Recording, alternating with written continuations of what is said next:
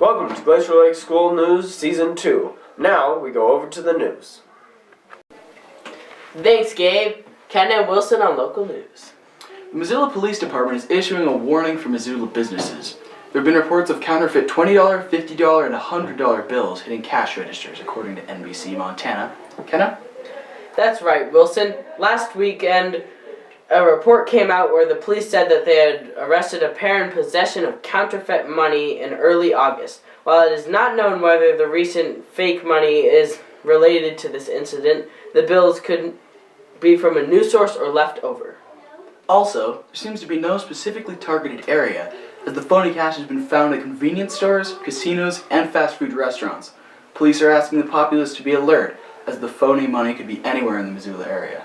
In other news, Representative Mafi Funk is reintroducing a bill that could expand the Dylan Steger Protection of Youth Athletes Act in 2013, which requires school sport teams to remove athletes that show symptoms of concussions from play and that could be medically cleared before returning to the game. The bill also focuses on educating parents along with their student athletes. School sports specifically listed include football, ice hockey, wrestling, soccer, gymnastics, and lacrosse. However, concerns have been raised about the overall coverage of the bill, specifically the lack of protection for non-school sanctioned teams and players. For example, one issue is that a student playing football for Hellgate High would be protected by the bill, but a player in a local league would not. Also, one argument against it is that it would create additional paperwork for already overworked staff.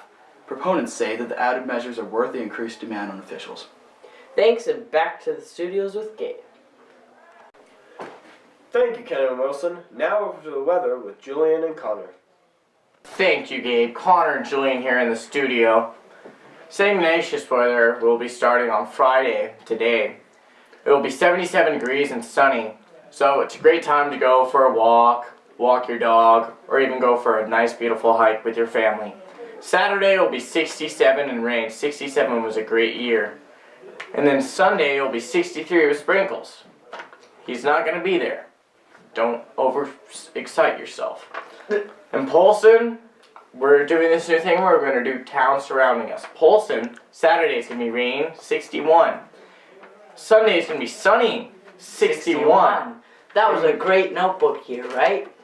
Yeah, it was. Like, when it's raining, you might want to take your girlfriend out to watch the movie The Notebook. She'll love it. Yeah, definitely.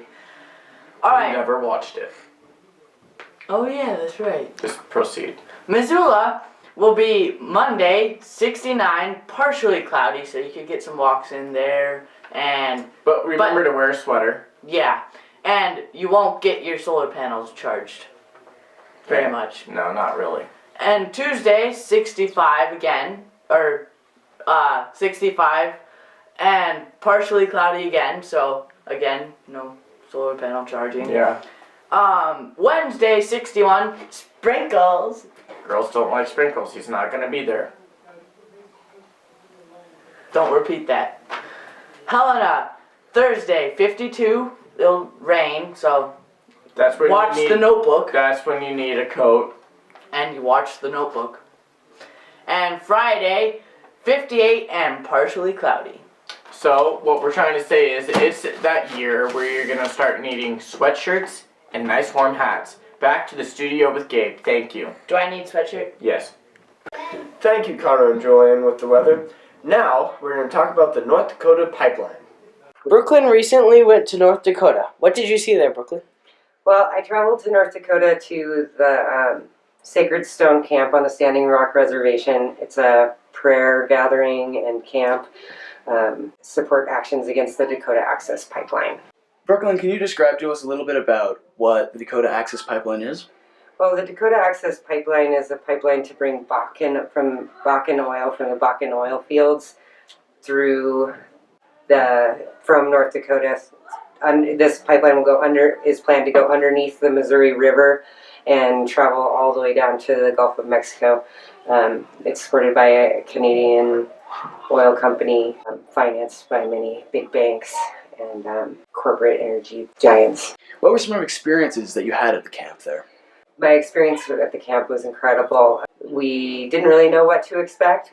My friend Brennan and I felt a real calling to go experience what was happening there. As we went into the camp, there was a few different checkpoints where we were informed by law enforcement that there was an activity happening down there to beware. There might be people on the road, there was an encampment which we were aware of. When we entered camp, we were greeted by security, and they told us that we were very welcome. There were no drugs, alcohol, or weapons anywhere at the camp. It was extremely peaceful. Everyone gathered together to feed each other and to make fires and to gather together in prayer. There was a circle where people would have announcements. At one moment, I went by the main circle, and the Hawaiian delegation had arrived. So over 150 different tribal nations from around the world, maybe more at this point, have traveled to this place in solidarity with the Standing Rock Reservation to stop the Dakota Access Pipeline. And on a larger scale, everyone who's there would like an alternative to fossil fuels and would like to start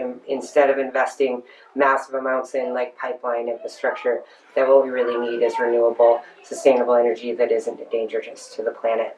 What's currently going on with the pipeline? How is it progressing as far as the attempt to stop the pipelines going through? Well, the fight continues. When I arrived on Friday, Obama had made like an announcement of some kind, but it was basically just like halting construction or requesting that the company halt construction directly around the camp. But construction's continued to 20 miles down the road. So the company is still trying to get as much construction in it as they can before they might be stopped through legislative action. The pipeline goes through ancestral burial grounds, and they've almost aggressively gone out and bulldozed ancestral burial grounds. When they found out that these places were there, they just went and brought them in and bulldozed that area, and there's been a lot of tension. At first they were using private mercenary type of security, but at this point there seems to be like militarized police on site, and there are direct actions coming from the camp. So there's individuals who are like tying themselves to the construction equipment in order to stop it, and I know that they're daily they're arrested for that, but they also halt the construction for the day while that happens. So it's a success. Thank you, Brooklyn. Thanks for sharing your experiences, and thank you for your time. You're welcome. Back to Gabe in the studio. And now for the school feature. We're going to be asking some questions today. How do you describe school in one word? Exciting. Fun. Flabbergasted. Awesome. Dramatic. Democratic. Awesome. Creative. I like it. Free. Exciting. Awesome. Free. Phantasmagorical. Amazing. Awesome. Delicious. Fun. Awesome. Fun. Play. Excited. Fun. Great. Freedom! Back Two. game. Thank you for watching this week's episode of Glacier Lake School News. Tune in next week for our next episode. Oh, and if you're feeling friendly, you can go ahead and subscribe to our channel.